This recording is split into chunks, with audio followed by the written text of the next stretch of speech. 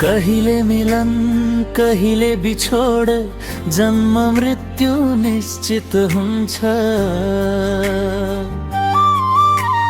कहीं सुखका कहीं दुःख जीवन भरि आइरहन्छ। कहीं घामता कहीं छाया, दिन रात युग युग चलिरहन्छ। तर मेरो मनको आकाशमा तिम्रो मायाले उज्यालो भरिरहन्छ। समयले कतै रोकेन, मन तिमीमै रोकियो। दूरी सबै हराएर मुटुमा